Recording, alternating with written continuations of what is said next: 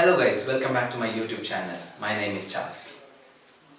In the last grammar segment video, we discussed about nouns. In this video, we are going to talk about pronoun. So what is a pronoun? Before getting into topic, we shall be looking into few sentences. Milton is a good student. Milton and James are good friends. Milton and James go to school regularly. If you look into this paragraph, you might find it a little odd because the names are very repetitive. The names are being repeated many times. We can avoid them by using pronoun. For example, Milton is a good student. He is a good friend of James. They go to school regularly. This is how we can replace the nouns with pronouns whenever we need. So what is a pronoun?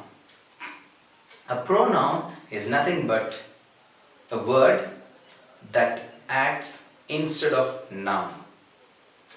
A word that takes the place of a noun, or a word that is used instead of noun.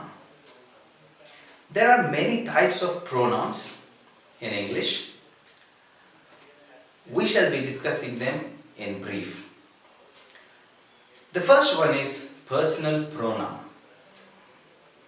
What is a personal pronoun? Personal pronoun that denotes a person. Of course, it does not denote a person, yet it is a personal pronoun. Okay. The personal pronouns can be divided into three groups, namely subject pronoun, object pronoun, and possessive pronoun. Here is the list of the pronouns that we use: subject, object, and possessive. What is a subject pronoun? So we all know subject is the doer of the action. In the last video I have discussed what is a subject, object, and etc. If you have not watched the video, please check into the description. I have given the link there. Fine. So what is the subject? Subject is the doer of the action. For example, Charles teaches English. Here the subject is Charles. What he does? He teaches English. This name can be replaced with the pronoun I. The sentence goes like this: I teach English. That's how the sentence can be made, like you teach English, he teaches English.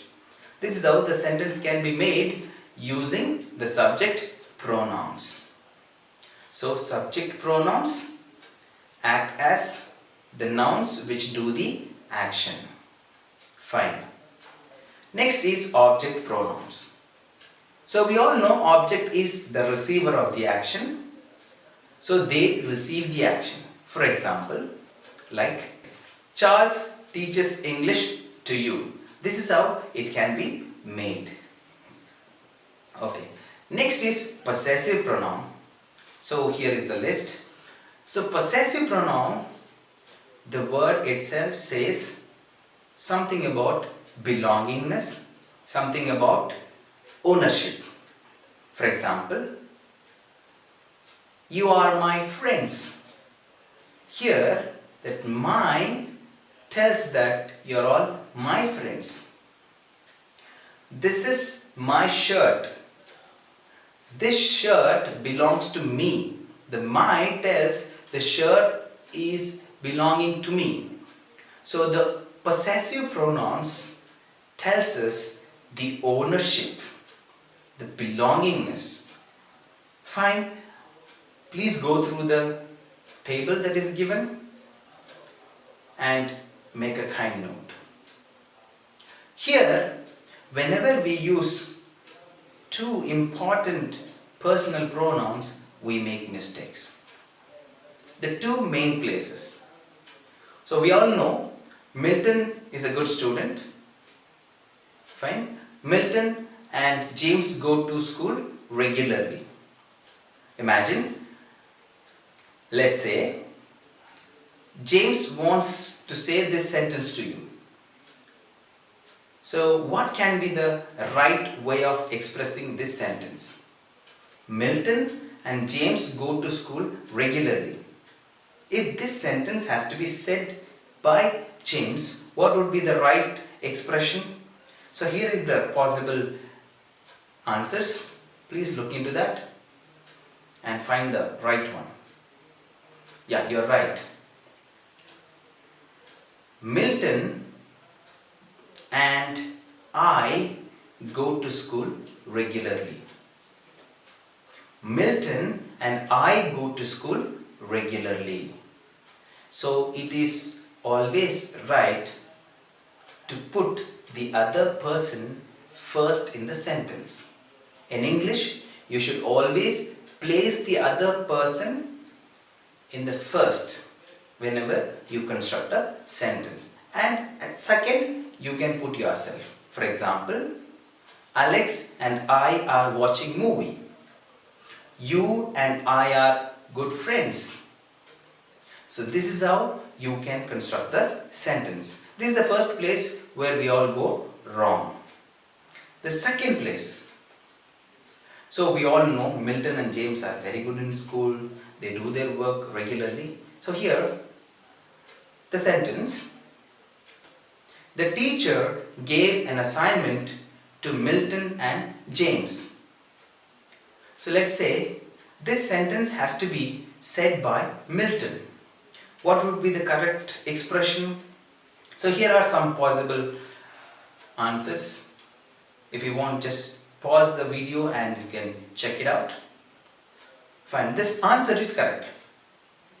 Okay, the teacher gave an assignment to James and me. So please look into the sentence and make a note so that we don't commit any errors in the future days. Fine, we are done with personal pronouns. And the next pronoun is reflective and emphasizing. Why I have taken two together is the pronoun words that we use are same, but the functions are different. So here are some examples. Just look into the examples, we shall discuss later on. I hurt myself while fixing the car. Rosie loves singing to herself. He himself seems not worried about his result. Here are 4 sentences. The words are same. The pronouns that we have used are the same, but they function in different way. If you take the example of the first sentence, I hurt myself while fixing the car. It is a reflexive pronoun. So what is a reflexive pronoun? Here, when the subject does an action, the action will come back to the subject itself. When the doer does the action returns back to the subject. In that case, we use it as reflexive pronoun. So I did the action, I received the action. I hurt myself while fixing the car. Okay? Rosie loves singing to herself. Here Rosie sings to herself. The action is done and the action comes back to Rosie herself. So this is, we call it as reflexive pronoun. And what is an emphasizing pronoun? The very word tells that it is used to give more importance. The emphasizing pronouns are used in order to give more importance to the subject, to the doer. So we have constructed few sentences. He himself killed the thief.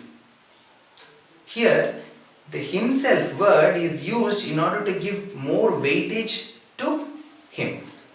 So we give more importance to the doer. Fine? Did you understand? Okay. So here we make some mistakes. Whenever we use the plural form, we make mistakes. For example, myself, no problem. Yourself, no problem.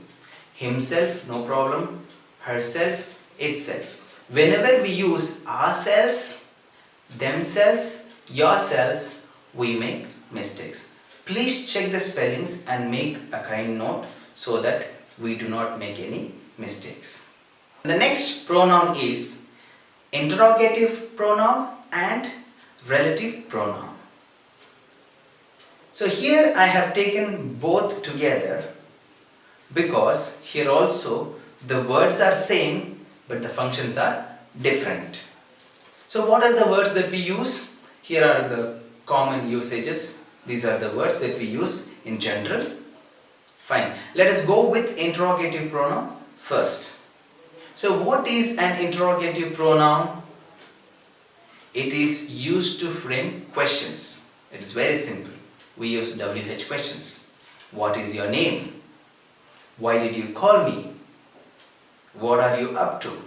These are some of the sentences which tell where we can use the interrogative pronoun. And the next is relative pronoun. What is a relative pronoun? Here also the word gives us the clue. These pronouns are used to relate a noun in the sentence that has been already used. So here is the list of frequently used relative pronouns, and we shall deal with one after the other in detail so that it will help you construct a correct sentence in future. Fine. First one is who and whom. This who and whom are generally used for the people. For the people. Here is an example. This is the policeman who caught the criminal last year. The who is used in order to relate the police. Whom. This is the actor whom I have been waiting to meet. The word whom is used in order to relate the actor. These are the examples. And the next one is whose. Whose is used for non-living as well as people. So we can use them for non-living things as well as for people. First thing is for non-living things. How can we use? An example. The pen whose cap is lost was found under the table. The word whose is used in order to relate the pen. Fine. We can use them for even people. The teacher appreciated the students whose results are very good. Here this whose is used to tell the students. Fine. And the next one is which. Which is generally used for non-living or animals. Generally we use it for animals. For example, the cat which fell sick was taken to a vet. The word which is used in order to relate the cat. And the next pronoun is indefinite pronoun. Indefinite pronoun always used to refer a person in general. We don't particularly mention or refer a person. We do not. For example, we have many examples. We have many words. Everybody, somebody, nobody, anybody, several, all. These are some of the examples where we don't particularly tell or refer some person or one person. We generalize them. That is where we use indefinite pronoun. So far we have discussed around 7 pronouns. There are many to discuss. like we have reciprocal pronoun, we have distributive pronoun, we have demonstrative pronoun, and few are. So I felt those are a simple one to understand, and these are some of the pronouns which really put us into confusion. So please go through the pronouns that I have discussed with you, and if you like my video, please do like, share and subscribe. If you have any questions, please you can comment in the comment box. I can answer you there. Thank you.